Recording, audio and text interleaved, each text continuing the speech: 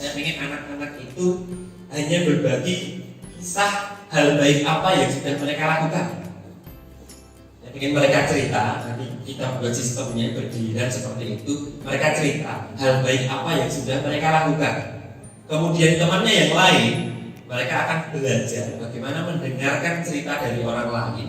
Kemudian nanti akan kita susun skenario agar mereka ada yang memberi umpan balik, memberi apresiasi terhadap apa atau cerita yang sudah disampaikan oleh teman mereka tadi.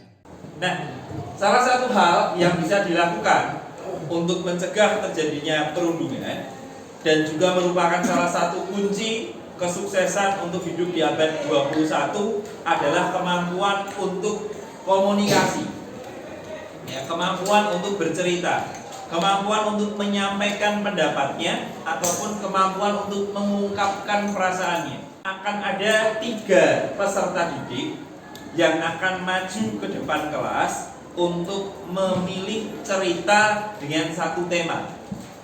Tema ceritanya ada 3. Yang pertama, cerita tentang kebaikan yang pernah kalian lakukan, yang menurut kalian paling berkesan hingga saat ini.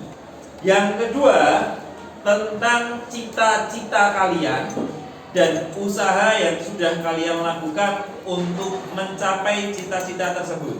Yang terakhir, cerita kalian dengan orang tua atau wali kalian di rumah. Mbak Mas, poin yang ketiga, cerita kalian dengan orang tua, ini salah satu poin penting juga. Perlu kalian persiapkan sejak sekarang. Anak-anak yang dekat dengan orang tuanya, sering bercerita, sering berkomunikasi, itu mayoritas akan terhindar, baik sebagai pelaku perundungan maupun sebagai korban perundungan. Maka kalian perlu membangun komunikasi efektif dengan kedua orang tua kalian. Kemudian yang lain tugasnya apa? Simple, cukup dengarkan cerita mereka. Lalu satu bagian cerita yang paling menarik dari yang disampaikan oleh teman kalian, makna yang bisa atau pelajaran yang bisa kalian ambil dari cerita teman kalian tadi apa. Dan yang terakhir, apresiasi apa yang bisa kalian berikan kepada teman kalian. Gitu ya. Halo semuanya, perkenalkan nama saya Putri Cecilia Caklarunisa, nama saya juga lucu. Baik, dulu ketika saya masih kecil, sekitar tahun 2018 saat saya masih kelas 4 SD, ketika saya berada di perjalanan terhenti oleh lampu lalu lintas, saya selalu memperhatikan jalan di sekitar, melihat banyak insan kehidupan dengan takdir yang berbeda-beda. Saat kecil, saya selalu meminta uang orang tua saya untuk memberikan pengemis, pengamen, maupun pedagang di lampu merah. Saat saya kecil, dengan penuh empati, mempunyai tekad tentang saat saya besar saya akan menjadi apa, saya akan selalu memberikan sedekah pada tiap pengemis di lampu merah dan membeli dagangan para pedagang kecil dengan uang saya sendiri.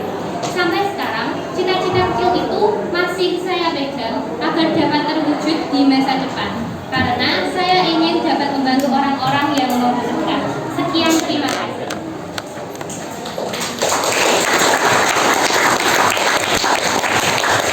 Oke, tadi sudah disampaikan oleh Mbak Azizah cerita kebaikan yang pernah dia lakukan. Nah, sekarang saya minta ada perwakilan teman-teman kalian yang mau memberikan apresiasi kepada Mbak Azizah. Ada yang berkenan untuk mewakili? Oke, Mbak, silahkan. Boleh berdiri saja dari situ ya. Hal yang paling menarik dari cerita Azizah yaitu ketika Azizah memberikan sedikit ilmunya kepada orang yang membutuhkan. Hikmah yang dapat diambil dari cerita Azizah yakni menumbuhkan rasa kepedulian serta mendapatkan berkah dan rezeki serta meningkatkan rasa empati. Oke, kemudian yang terakhir, yang ketiga, apresiasi apa yang bisa kamu berikan kepada Mbak Azizah?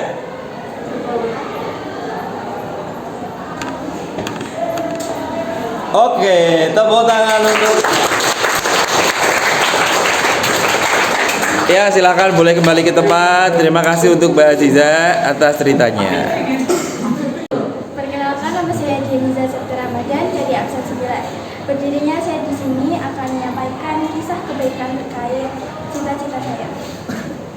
Pekerjaan impian saya di masa depan adalah menjadi penerjemah atau hal terkait yang bisa terjun langsung ke dunia kemasyarakatan. Hal-hal yang sudah saya pelajari mengenai cita-cita saya adalah mempelajari dan menambah kosakata guna memperluas wawasan terkait, lalu mempelajari gaya bahasa serta cara bicara negara tersebut.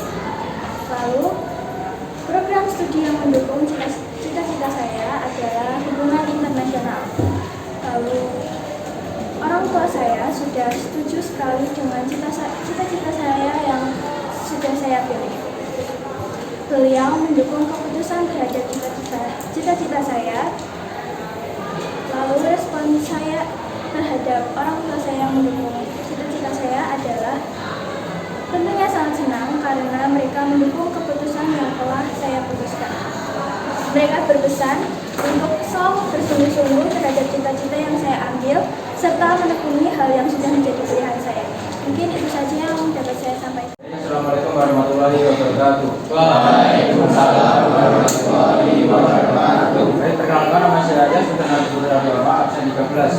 Berdirinya saya di sini saya akan menyampaikan sebuah pengalaman yaitu berbincang kepada keluarga saya.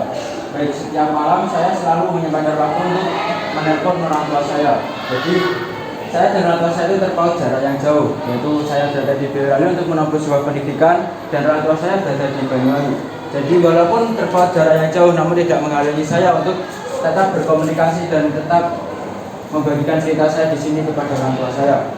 Jadi setiap malam saya bercerita tentang keseharian saya di sekolah, seperti kegiatan pembelajaran dan juga seperti kegiatan di ekstrakurikuler dan seperti itulah. Dan juga kegiatan di luar sekolah saya seperti berolahraga dan lain-lain. Terima kasih. Ketika kamu telepon dengan orang tua, kemudian kamu menceritakan situasi kegiatanmu hari itu, bagaimana respon orang tuamu? Tua saya selalu mendukung saya dan memotivasi saya untuk tidak menyerah dan menjalani hari-hari saya dengan ikhlas. Terus, Mas Iyas, pertanyaan terakhir nih. Setelah kamu ngobrol, setelah telepon dengan orang tuamu, yang kamu rasakan apa? Yang saya rasakan adalah dapat mengobati rasa rindu saya pada orang tua saya walaupun cuma lewat telepon tanpa bertatap muka. Oke, jadi tetap tambah semangat gitu ya. Dapat motivasinya dari orang tua. Sip, terima kasih untuk Mas Iyas atas berbagi kesediaannya, berbagi ceritanya. Tepuk tangan untuk Mas Iyas. Kesan saya selama ada kegiatan P5 bercerita ini adalah saya sangat senang karena saya juga pertama bisa memahami teman-teman satu kelas saya di mana mereka saling bercerita di pagi hari itu sehingga kita juga bisa melakukan komunikasi sesama kelas itu dengan sangat baik dan itu membuat teman-teman saya juga menjadi aktif dan mereka senang sekali sharing-sharing dengan teman-teman kelasnya. Kegiatan bercerita praktik baik dari peserta didik tentunya memicu peserta didik lain untuk berbagi tentang perbuatan apa saja, perilaku apa saja yang bisa ditiru, dicontoh dalam budaya Nusantara. Dan di salah satu item materinya ada berbagi kebaikan yang disampaikan oleh masing-masing siswa. Di sana minimal siswa akan bisa melakukan komunikasi dengan keluarganya, dengan saudaranya sehingga nanti hal-hal yang baik akan disampaikan di kelas untuk didengarkan oleh peserta lain sehingga hal ini akan bisa memberikan nilai kebaikan bagi yang lain. Kegiatan P5 berkomunikasi kepada orang tua tersebut yaitu saya dapat berlatih berkomunikasi kepada orang tua dengan baik dan di situ membuat hubungan saya dan orang tua saya bisa baik juga.